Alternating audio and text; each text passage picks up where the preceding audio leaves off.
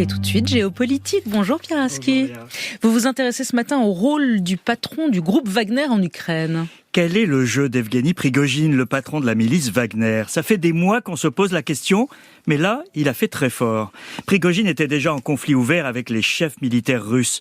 Il s'en prend désormais directement à Vladimir Poutine, décrit dans une vidéo comme un grand-père tourné en dérision. Et il l'a fait au moment où Poutine s'apprêtait à présider le défilé du 9 mai sur la place Rouge. Dans ces vidéos, Prigojine met en scène son conflit avec le pouvoir militaire russe. Cet homme corpulent qui n'est absolument pas soldat est vêtu d'un treillis et d'un gilet pare-balles, des chargeurs de Kalachnikov sur le ventre. Il raconte qu'il a reçu une lettre de menace du ministère russe de la Défense, lui disant qu'il sera poursuivi pour trahison s'il retire ses troupes de Bakhmout, la ville ukrainienne qu'il tente de prendre depuis des semaines.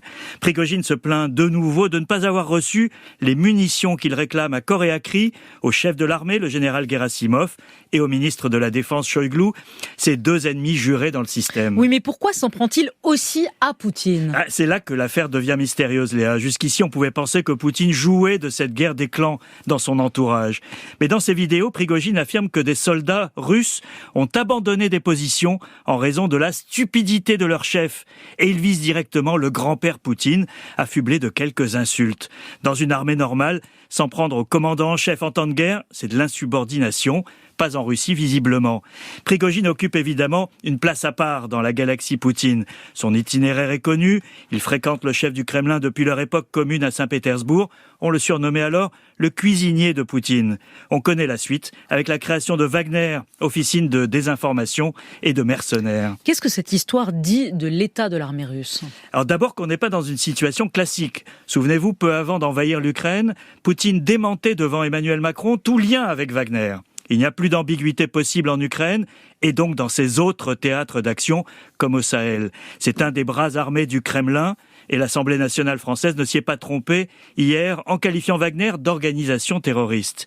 Ça en dit long aussi sur le fonctionnement du système Poutine, sa capacité à activer divers leviers. Un jour Prigojine, un jour les Tchétchènes de Kadyrov, qui se proposent d'ailleurs de remplacer Wagner à Bakhmout, et un jour son armée régulière, dont on se demande comment elle peut vivre avec ce fonctionnement avec sérénité. On prête à Prigojine des ambitions politiques plus grandes, peut-être même d'être tsar à la place du tsar. Ça explique sans doute ses sorties contre ses rivaux, mais s'en prendre à Poutine n'est pas banal. Le dysfonctionnement à la tête du système explique en partie les difficultés russes sur le terrain.